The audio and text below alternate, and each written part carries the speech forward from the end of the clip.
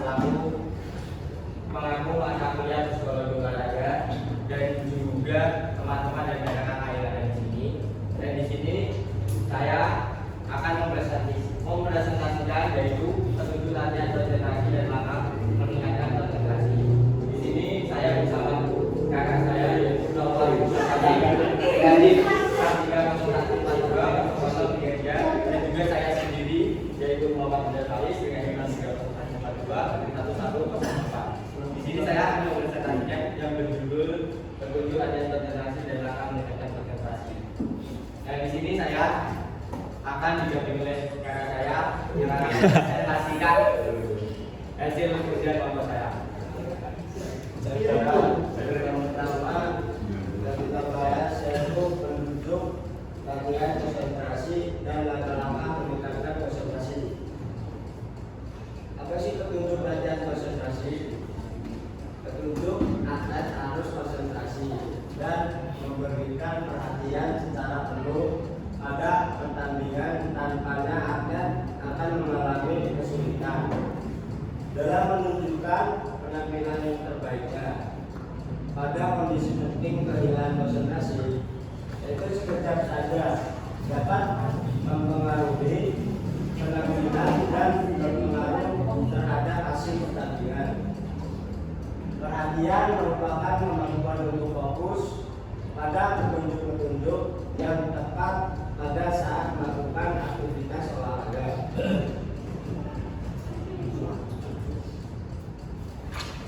Ya, konsentrasi selama bertanding yaitu petunjuk dan konsentrasi dipengaruhi oleh beberapa faktor, yaitu ada faktor internal berupa memikirkan kejadian yang telah terjadi, memikirkan kejadian yang akan datang, dan merasa tertekan atau puding.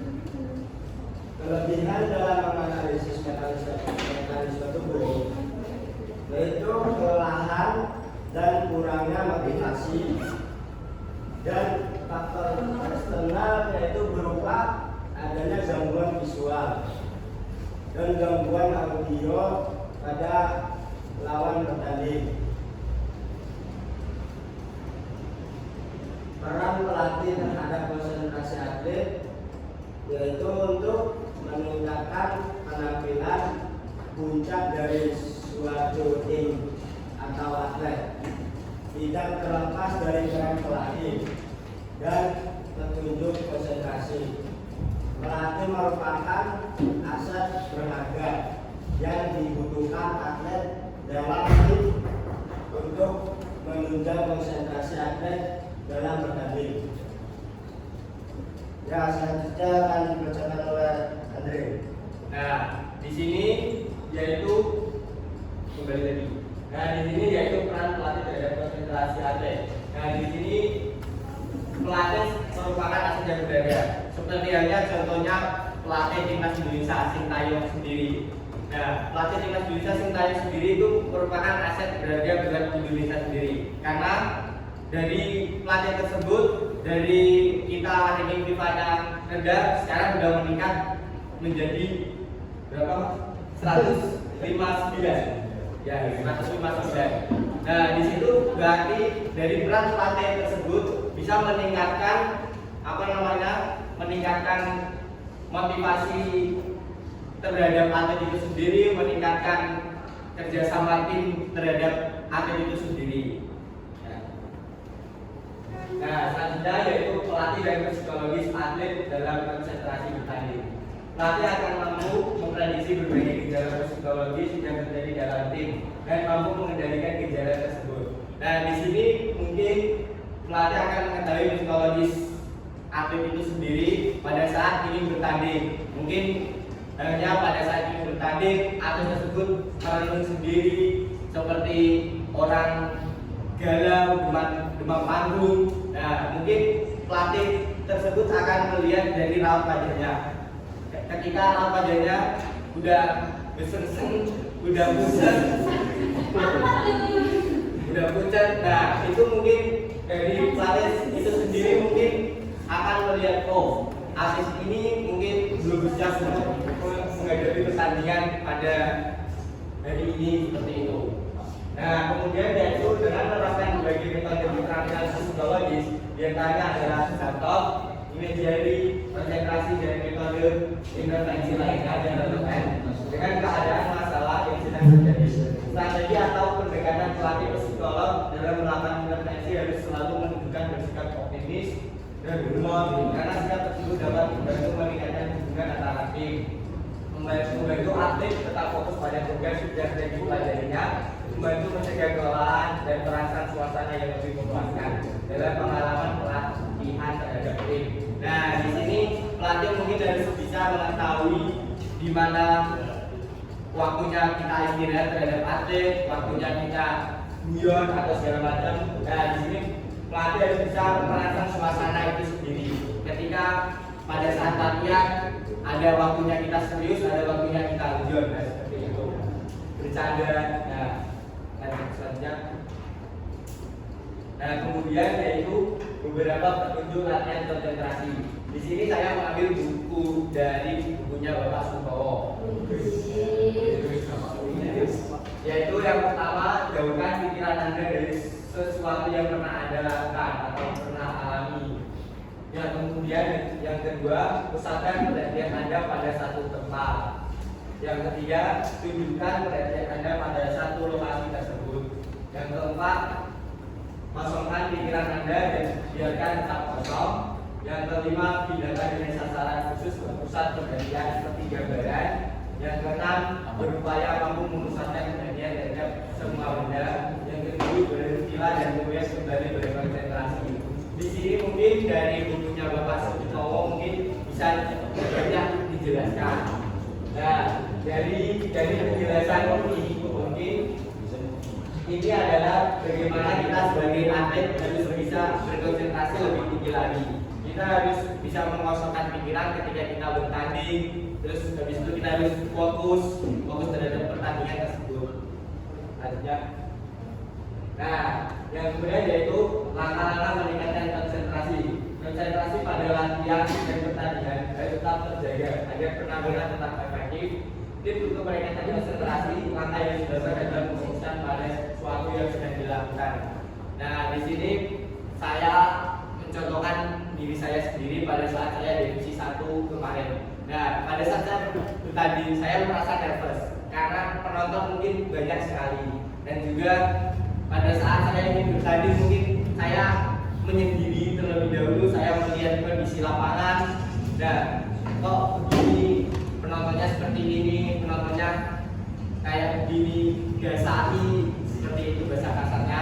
Nah, dan saya sendiri saya langsung mungkin saya pemanasan terlebih dahulu agar badan berkeringat supaya tidak nervous, dan pada saat bertanding bisa lebih konsentrasi lagi dan bisa fokus terhadap pertandingan tersebut.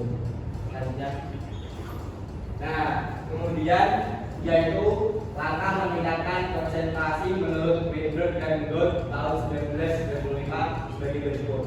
Yang pertama yaitu latihan dengan menghadirkan gangguan. Nah, latihan dengan menghadirkan gangguan ini seperti kita latihan pada tim pada saat kita sparringan. Nah, itu mungkin banyak ada penonton. Nah, di situ penonton mungkin sebagai gangguan kita sendiri. Dan yang kedua yaitu menggunakan kata kunci.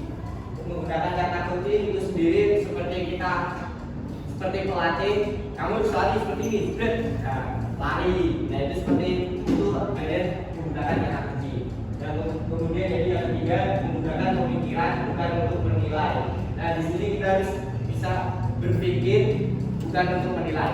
Kita berpikiran bahwasanya kita pada saat kita bertanding kita berpikir yang jernih, berkonsentrasi, bukan menilai hasilnya untuk untuk hasil akhirnya bagaimana, nilainya hasil akhirnya bagaimana. Kita harus berkonsentrasi dan bisa berpikiran. Kalau kita berpikir seperti ini, nilai kita akan muncul seperti ini. Nah, seperti itu. Nah, kemudian yaitu yang keempat, menyusun kegiatan rutin. Menyusun kegiatan rutin ini sendiri seperti kita menyusun latihan. Nah, pada saat saya sendiri, saya latihan setiap hari Selasa Rabu sama Kamis, ya, seperti itu. Nah, itu merupakan penyusun kegiatan rutin. Kemudian yang kelima, berlatih mengendalikan mata. Nah, berlatih mengendalikan mata ini sendiri kita harus mengendalikan konsentrasi kita terhadap mata kita sendiri. Kita harus fokus pada saat kita bertanding, tidak boleh tolak-tolak seperti itu. Dan kemudian yang keenam, memusatkan perhatian. Dan memusatkan perhatian ini seperti mengendalikan mata. Dan memusatkan perhatian ini seperti halnya saya pada saat kemarin di sesi pertama, kita harus bisa memusatkan perhatian kita terhadap lawan kita. Oh, lawan kita seperti ini, kelemahan kita seperti ini. Nah, kita harus bisa mengatur strategi bagaimana kita harus menang. Nah, seperti itu. Nah, selesai. Di sini ada yang mau ditanyakan?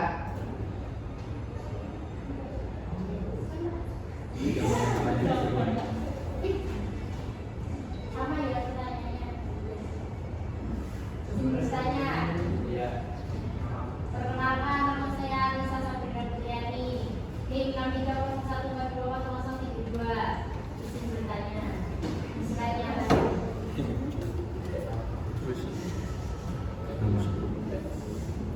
Coba langsung ini kan pertanyaan Pak itu Gak di video izin bertanya Masuk mengenai peran Oh iya izin bertanya mengenai peran pelatih itu bagaimana peran pelatih dalam konsentrasi atlet Nah, dan apabila pelatih sendiri yang menentukan konsentrasi atlet itu bagaimana? di sini saya ingin menjawab pertanyaan dari Mbak Anissa. Nah, peran pelatih terhadap atlet ketika pelatih tersebut menjatuhkan konsentrasi atlet tersebut. Nah, di sini mungkin dari pelatih tersebut mungkin ada yang namanya asisten pelatih. Nah, dari pelatih tersebut, kalau strategi pelatih tersebut kurang dan menjatuhkan mental atlet tersebut, mungkin dari pemikiran asisten pelatih mungkin dia akan memberi motivasi, memberi lebih konsentrasi terhadap atlet itu sendiri, terhadap pertandingan yang akan datang. Nah, pada saat asisten pelatih itu menunjukkan bagaimana cara supaya mental kita tidak kendor, konsentrasi kita tidak kacau, dan mungkin dari asisten pelatih tersebut mungkin akan ngasih tahu kamu harus seperti ini, harus begini. Nah, seperti itu. Terima kasih atas jawabannya. Nah, sekian dan terima kasih dan presentasi dari kelompok 2 dari kami. Wassalamualaikum warahmatullahi